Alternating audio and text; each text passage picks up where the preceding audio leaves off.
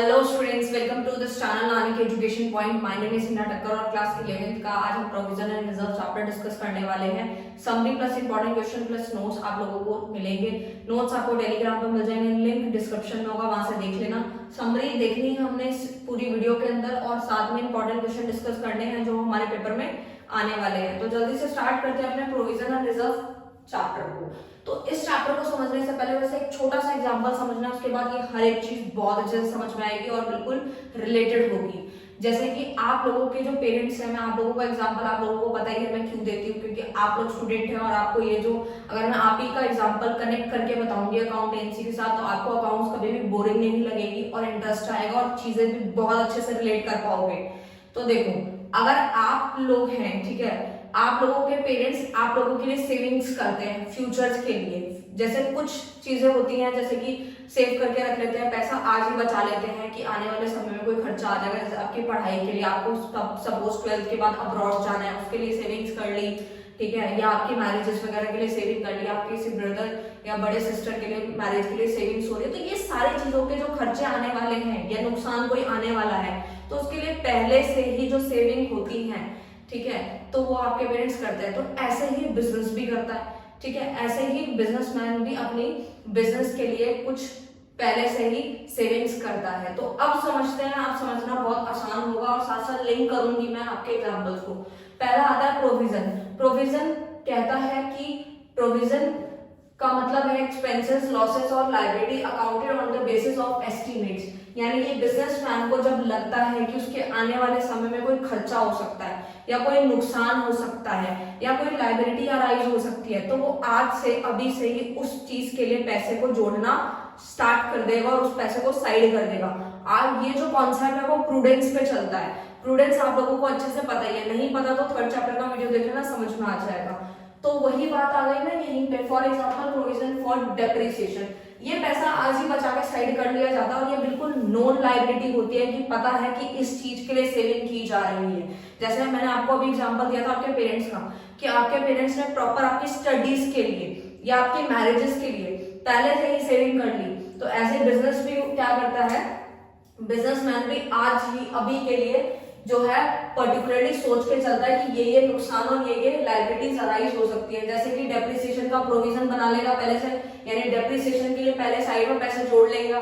Provision for doubtful debts क्या होता है, यानी कि प्रोविजन बनाया जाता है डाउटफुल डेब्ट, मतलब जो पैसा डूब जाएगा। जैसे मान लीजिए डेटर्स ने इन फ्यूचर पैसे नहीं दिए, ठीक है, तो उसका बैकअप आज ही रख लेगा ताकि आने वाले समय में बिल्कुल भी सदमा ना लगे। और प्रोविजन फॉर रिपेयर हो गया, कोई टैक्स देना पड़ गया, उसका पैसा, प्रोविजन का मतलब यही है कि इन सब चीजों के लिए पैसा पहले साइड कर लिया जाता है और वो बिल्कुल नोन है कि इन्हीं चीजों पे अगर कोई खर्चा या लायबिलिटी आ सकती है तो वो खर्च कर सकते हैं। तो वही हमारा प्रोविजन। आई होप आपको क्लियर है। रिजर्व में क्या होता है, रिजर्व भी बेसिकली एक तरीके का क्या होता है, reserve is the amount set aside out of profit for a specific purpose और to strengthen the financial position. ये हमारे सबसे पहले रिजर्व भी क्या होता है, इसको हम प्रॉफिट में से अलग करके रख लेते हैं, लेकिन ये कोई नॉन लायबिलिटी नहीं होती, जस्ट ऐसे ही सेव करके रख लिया जाता है कि इन फ्यूचर कोई दिक्कत आ गई, जैसे कोई खर्चा आ गया, जैसे कि वर्कमैन कंपनसेशन रिजर्व है,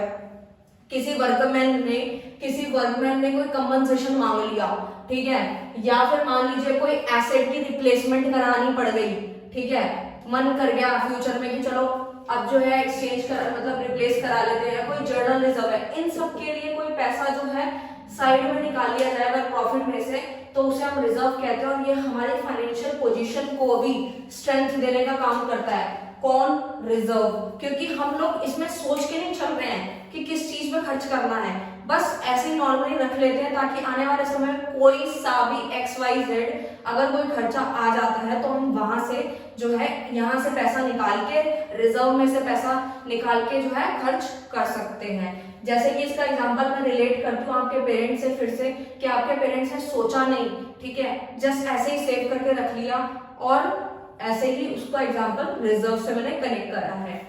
अब बात करते हैं, समझ चुके हैं रिजर्व के टाइप समझते हैं। रिजर्व के दो टाइप होते हैं, एक होता है revenue reserve and second one is capital reserve.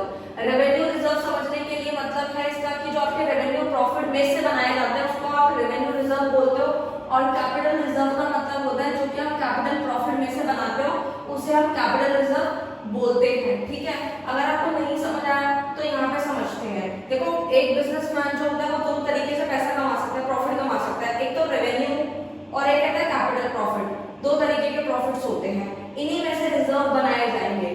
अगर बिजनेसमैन को डे टू डे के खर्चों में यानी डे टू डे में से जो प्रॉफिट हो रहा है, जैसे कि मान लीजिए कोई उनके ऑफलाइन कस्टमर है, कोई ऑनलाइन कस्टमर है, कोई कमीशन मिल गई, या किसी बिजनेसमैन को डेली बेसिस पे जो है इनकम रिसीव हो रही है, सेल करके पैसा आ रहा है, कमीशन आ रही है।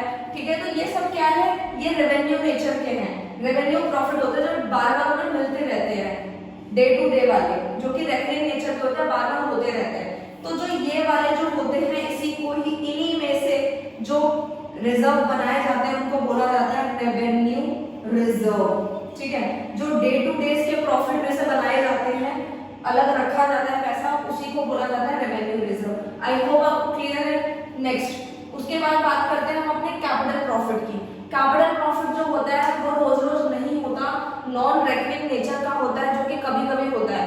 सपोज बिजनेसमैन यहाँ अपना बिजनेस करके डे टू डे के पैसे कमा रहा है, जो कि उसको डेली बेसिस में मिलते हैं। बट कैपिटल में वो वाली चीजें आती है, जैसे मान लीजिए बिजनेसमैन ने कोई लैंड ले रखी थी, या कोई बिल्डिंग परचेज कर रखी थी, या कहीं और अच्छी जगह पैसा इन्वेस्ट कर रखा था, तो इस तरीके से जो उनको पैसा मिलता है बहुत हाई अमाउंट में, तो वो क्या आता है, हमारे कैपिटल प्रॉफिट होते हैं। और यही जो कैपिटल प्रॉफिट होते हैं, जब इसमें से पैसा बचा लिया जाता है तो उसको बोलते हैं कैपिटल रिजर्व।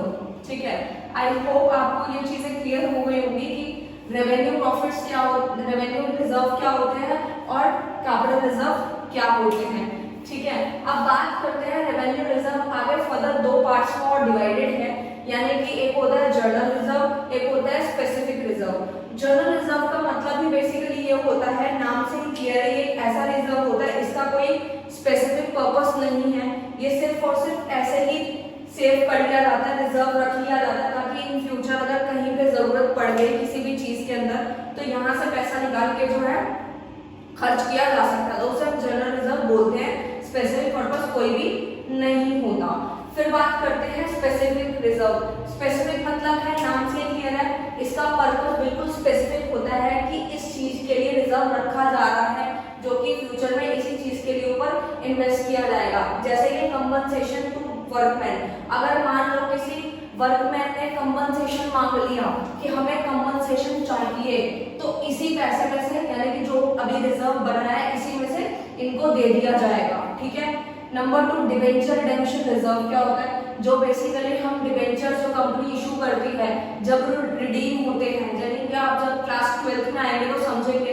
बेसिकली डिबेंचर्स तो आप पढ़ चुके हैं, बट रिडेम्पशन का मतलब होता है कि वो 5 साल बाद या 6 साल बाद रिडीम होते हैं, यानी कि कंपनी को पैसा रिटर्न करना होता है डिबेंचर होल्डर को, तो वही होता है। उसके लिए भी अभी से रिजर्व रख लिया जाता है ताकि फ्यूचर में उनको दे सके।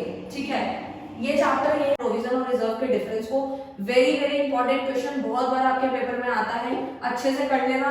एक तो आपको रेवेन्यू और कैपिटल का डिफरेंस, और सेकंड प्रोविजन एंड रिजर्व का डिफरेंस बहुत अच्छे से आना चाहिए। जल्दी से समझते हैं, वैसे तो हम समझ चुके हैं बट स्टिल फटाफट से करते हैं। ये होता है चार्ज अगेंस्ट प्रॉफिट होता है, और ये होता है it is appropriation of profit. Charge against profit का मतलब होता है कि जब पीएनएल बनाएंगे यानी प्रॉफिट एंड लॉस अकाउंट हम बनाएंगे, प्रॉफिट और लॉस निकलने से पहले इसको साइड कर दिया जाता है, क्योंकि ये बहुत पहले से ही सोच के चलते कि ऐसा होगा तो साइड निकाल लिया जाता है। और ये क्या होता है, it is appropriation of profit का मतलब है कि प्रॉफिट होगा तो उसमें से इसको निकाल के साइड कर लेंगे। सपोज कंपनी को प्रॉफिट हुआ 20,000 का, छोटा सा अमाउंट ले रही हूं मैं, इस 20,000 में से 5,000 रुपए अलग निकालूंगी प्रॉफिट होने के बाद। अगर प्रॉफिट होगा तो ही इसको निकालेंगे, लॉस होगा तो कहां से निकालेंगे। ठीक है, इसमें कोई प्रॉफिट लॉस का कोई चक्कर नहीं होता, इसमें बस पहले ही साइड कर लिया जाता है प्रॉफिट हो या लॉस हो। उसके बाद आता है debited to the PNL account profit is reduced. इसमें क्या होता है, हमारे प्रॉफिट एंड लॉस अकाउंट में डेबिटेड हो जाता है। ठीक है, इससे क्या होता है, हमारा प्रॉफिट कम हो जाता है। आप सोचेंगे ना, मैंने अभी बताया प्रॉफिट निकालने से पहले ही इसको साइड कर लेते हैं तो प्रॉफिट उससे कम हो जाएगा ना। ठीक है, ये debited to the PNL appropriation account है। पीएनएल एप्रोप्रिएशन अकाउंट हम 12th क्लास में पढ़ेंगे पार्टनरशिप चैप्टर में। अभी सिर्फ इतना समझ लो कि पीएनएल के बाद पीएनएल एप्रोप्रिएशन अकाउंट बनाया जाता है। और ये क्या होता है, जैसे प्रॉफिट एंड लॉस अकाउंट है, ठीक है, प्रॉफिट एंड लॉस अकाउंट हमें ये बताता है कि कितना प्रॉफिट है और कितना लॉस है, ठीक है। इसके बाद बनता है P&L एप्रोप्रिएशन। देखो एप्रोप्रिएशन का मतलब होता है बंटवारा यानी डिस्ट्रीब्यूशन। जो भी पार्टनर को यहाँ पे जो प्रॉफिट हुआ है वो सपोज दो पार्टनर थे, उन दो पार्टनर के बीच में बट गया तो वो क्या है एप्रोप्रिएशन। तो ये हमारे डेबिटेड होता है P&L एप्रोप्रिएशन अकाउंट में। प्रॉफिट इज नॉट इफेक्टेड, इससे कोई प्रॉफिट भी इफेक्ट नहीं होता क्योंकि ये बट जाता है, ठीक है। और ये प्रॉफिट होने के बाद ही जो है निकाला जाता है। इट इज नॉट इन्वेस्टेड, और ये जो प्रोविजन होता है ये कहीं पे इन्वेस्ट नहीं किया जाता। और जो ये होता है reserve, it may be invested outside the business, ये इन्वेस्ट किया जा सकता है। आई होप स्टूडेंट आपको ये क्लियर है। ये मैंने आपको बता दिया, वेरी वेरी इंपॉर्टेंट क्वेश्चन, अच्छे से कर लेना, दोनों डिफरेंस बहुत अच्छे से करने हैं। मैंने पूरी समरी बता दी, इंपॉर्टेंट क्वेश्चन भी डिस्कस कर लिए। Thank you so much.